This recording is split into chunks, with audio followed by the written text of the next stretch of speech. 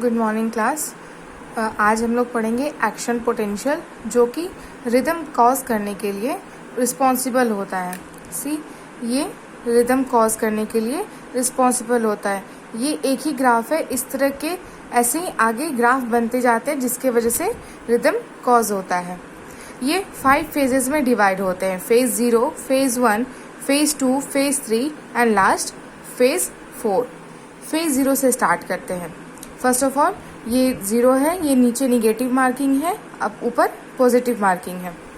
तो फेज 0 में क्या होता है कि सोडियम आयन का इनफ्लक्स होता है, वो एक्स्ट्रा सेलुलर फ्लूइड से इंट्रासेलुलर फ्लूइड में आता है। ये फेज 0, इस फेज को डिपोलराइजेशन कहते हैं।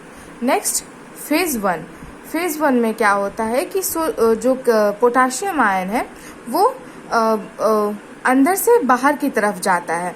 मूवमेंट होता है पोटासियम आयन का अंदर से बाहर की ओर, जिसकी वजह से जो पोटेंशियल होता है वो निगेटिव की ओर जाता है, जिसको रैपिड रिपोलराइजेशन कहते हैं।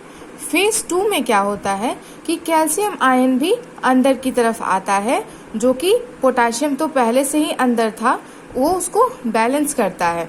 मतलब कैल्शियम अंदर की तरफ आ रहा है और पोटाशियम बाहर की तरफ जो निकल रहा है उससे वो बैलेंस हो जाता है। ये फेज, तो ये बैलेंस होने की वजह से कुछ टाइम तक ऐसे प्लेन रहता है, जिसको कहते हैं एब्सोल्यूट रिफ्रैक्टरी पीरियड। अब बात करते हैं फेज 3 की।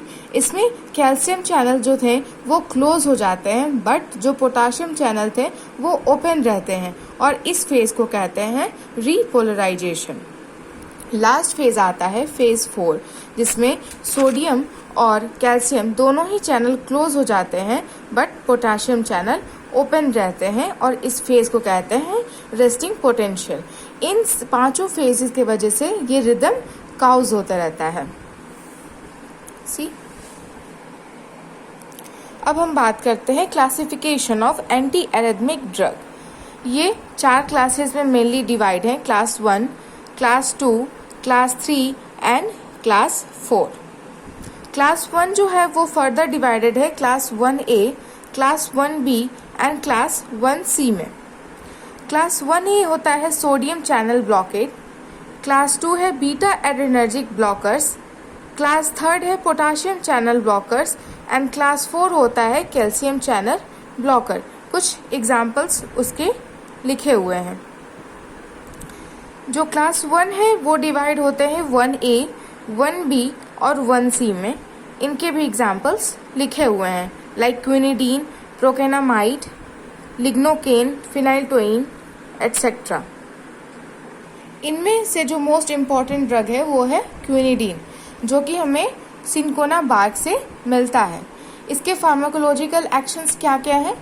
It depress the entry of sodium ion into the cell, thus slow the rate of depolarization. It depresses the entry of sodium ion into the cell, thus slow the rate of depolarization. ये sodium ion की entry को depress कर देता है, slow कर देता है। That's why जो डीपोलराइजेशन हो रहा था, जो सोडियम आयन के आने की वजह से जो लाइनिंग ऊपर जा रही थी, अब वो धीरे धीरे जाएगी, रेट स्लो हो जाता है। It decreases the production of impulse.